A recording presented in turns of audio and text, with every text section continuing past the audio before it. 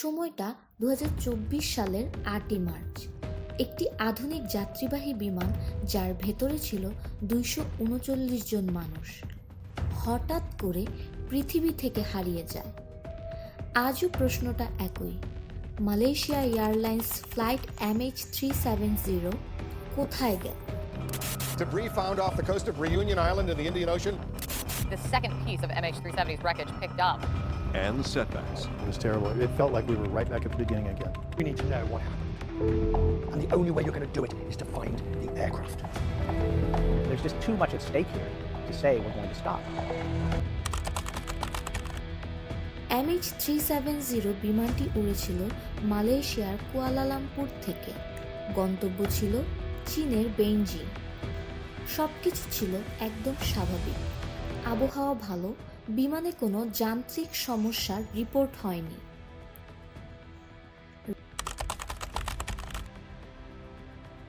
রাত 1:19 বিমানটি মালয়েশিয়ার এয়ার ট্রাফিক কন্ট্রোলকে বলে গুড নাইট। এই কথাটিই ছিল শেষ অফিসিয়াল ভয়েস যোগাযোগ। এর কিছুক্ষণ পরই বিমানটি রাডার থেকে অদৃশ্য হয়ে যায়।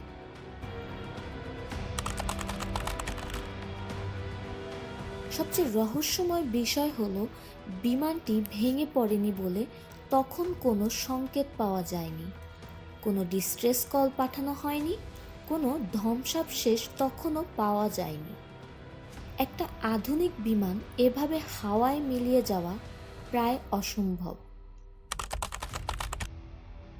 পরবর্তীতে জানা যায় বিমানটি নিখোঁজ হওয়ার পরও কয়েক ঘন্টা ধরে একটি স্যাটেলাইটের সাথে সিগন্যাল এক্সচেঞ্জ করছিল, মানে বিমানটি তখনও উড়ছিল, কিন্তু কোথায়?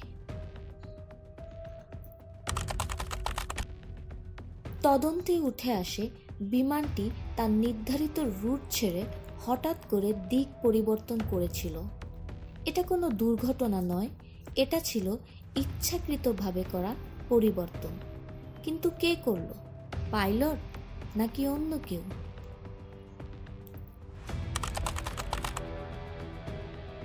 MH370 খোঁজার জন্য শুরু হয় ইতিহাসের সবচেয়ে বড় অনুসন্ধান অভিযান।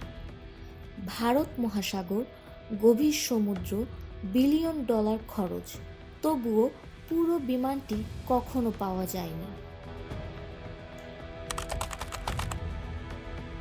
বছরের পর বছর ধরে সমুদ্রের বিভিন্ন জায়গায় বিমানের কিছু ছোট অংশ পাওয়া যায়। বিশেষজ্ঞরা নিশ্চিত করেন এগুলো MH370-রই অংশ। কিন্তু প্রশ্ন থেকে যায়, বাকি বিমান কোথায়?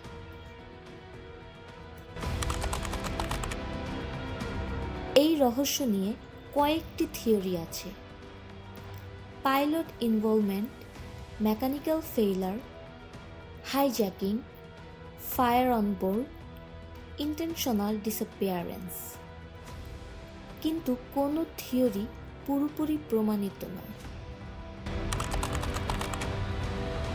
সবচেয়ে কষ্টের দিক হলো 239 জন মানুষের পরিবার আজও জানে না তাদের প্রিয় মানুষ বেঁচে আছে কিনা, নাকি কোথায় তাদের শেষ হলো। কোনো দেহ নেই, কোনো কবর নেই, শুধুই প্রশ্ন।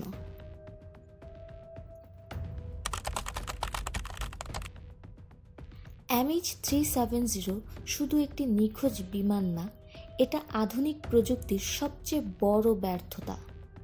আজও আকাশ আর সমুদ্রের মাঝে একটা প্রশ্ন ভাসছে, MH370 আসলে কোথায় গেল? কমেন্টে তোমার মতামত জানাও, আর এমন সত্য ঘটনার রহস্য জানতে চ্যানেলটি সাবস্ক্রাইব করো।